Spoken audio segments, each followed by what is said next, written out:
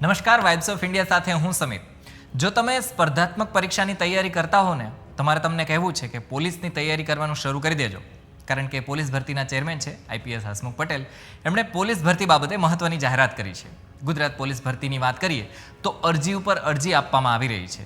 Police ભરતીના બીજા રાઉન્ડમાં 1.5 લાખથી વધુ અરજી છે એ પોલીસ ભરતી વિભાગને મળી ગઈ છે.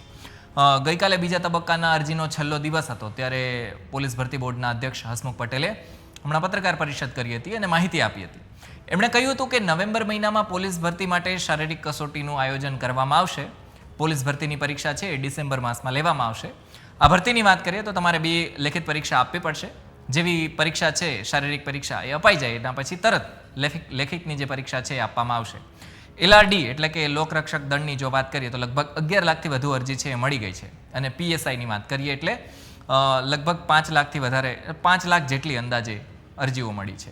પોલીસ ભરતી બોર્ડના અધ્યક્ષ છે આઈપીએસ હસમુખ પટેલ. એમણે જણાવ્યું હતું કે એપ્રિલ મહિનામાં એલઆરડી અને પીએસઆઈ માટે અરજી માંગવામાં આવી હતી. ત્યારે એપ્રિલ મહિનાની વાત કરીએ તો પીએસઆઈ માટે 4.47 લાખ અને એલઆરડીની વાત કરીએ તો 9.70 લાખ અરજી મળી હતી. હવે બીજા તબક્કાની જો વાત કરીએ તો પોલીસ ભરતી બોર્ડે સ્પર્ધાત્મક પરીક્ષાની તૈયારી કરતા છોકરાઓની પીએસઆઈ માટે 51,800 અને એલઆરડી માટેની જો વાત કરીએ તો 1.35 લાખ અરજી એમને મળી છે. એટલું જ નહીં, હસમુખ પટેલે વિદ્યાર્થીને સલાહ પણ આપી હતી અને કહ્યું હતું કે જો તમે તૈયારી કરતા હો અને તમને કોઈ ધુતારો મળે ને એવું કે બધું થઈ જશે તો પછી ધ્યાન રાખજો.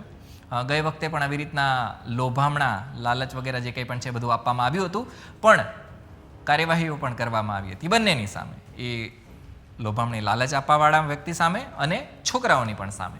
એટલે આ વખતે જો તમને કોઈ લોભામણી લાલચ આપે કે ભાઈ 10 લાખ આપી દો, તમને સરકારી ભરતીમાં પરીક્ષામાં જે કંઈ પણ છે તમારો વારો આવી જશે, તો પછી બચીને રહેજો. આવું કંઈક પોલીસ ભરતી બોર્ડના અધ્યક્ષે કહ્યું હતું.